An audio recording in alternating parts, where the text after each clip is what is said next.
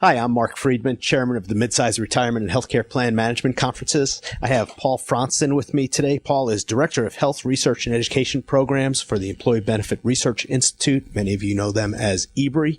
EBRI creates some of the most well-quoted and meaningful research on both retirement and healthcare. Paul heads up the healthcare research for EBRI.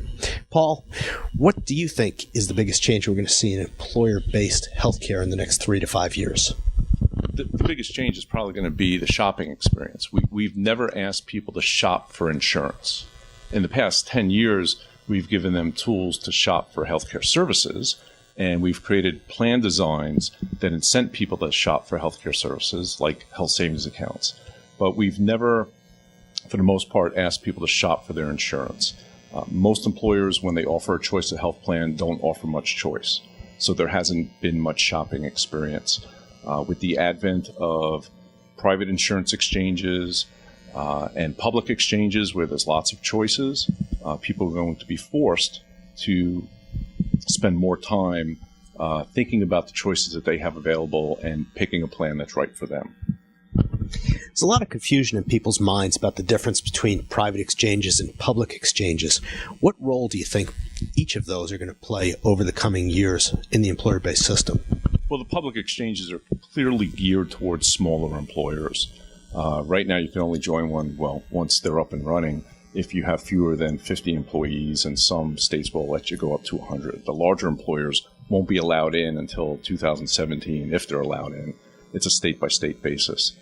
So for the most part, the employment-based system is going to continue as is, unless there are some employers that just drop benefits outright, making their employees eligible for subsidies on the public exchange. The private exchanges, the term has been used very loosely to describe something it's not. When an employer moves to a private exchange, and keep in mind very few have done so at this point, it means that they're still offering health benefits to their employees. They're just doing so differently. They're providing them much more choice of health plan and much more transparency regarding the cost. But the employer is still picking the exchange. They're still picking, or can pick, the health plans that are available to the employees from that exchange, much like employers pick a mutual fund company and the mutual funds for their 401k plans.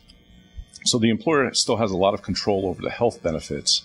It's a vehicle that could be used to set a fixed or defined contribution that the employer would provide to workers to buy insurance through the exchange, but employers don't have to move to that type of financing model. They could simply use the private exchange to provide more choice. I'd like to explore this defined contribution notion in healthcare because it's a relatively new concept, and employers are picking a set amount of money that they'll give to employees to go spend for healthcare choices. How have you seen that play out, and could you elaborate on it a little more? Well, it's played out mainly in the retiree market. For retiree health benefits. We heard recently that IBM is moving their retirees to a private exchange, and that exchange has said that they have about 300 employers already signed up, and they've been signing them up for about the past 8 years. We don't have much experience with private exchanges for active workers, although I would argue that we've had a private exchange for active workers for many years. It's called the Federal Employees Health Benefits Program, right? That's a program where private insurance companies provide health benefits to public sector employees, and there are many insurance companies providing those benefits or offering them. So there's theoretically a whole lot of competition. I think that the Federal Employees Program, they've seen the same cost increases that everyone else has been experiencing. So simply moving to that type of platform with choice doesn't necessarily mean that you're going to save money, because ultimately it's the cost of healthcare services that drive the premiums.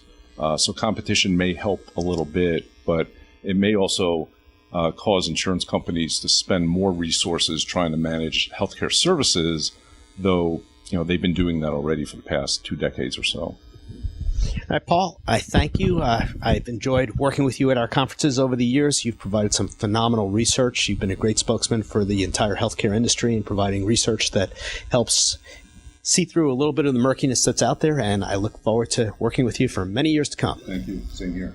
Thanks.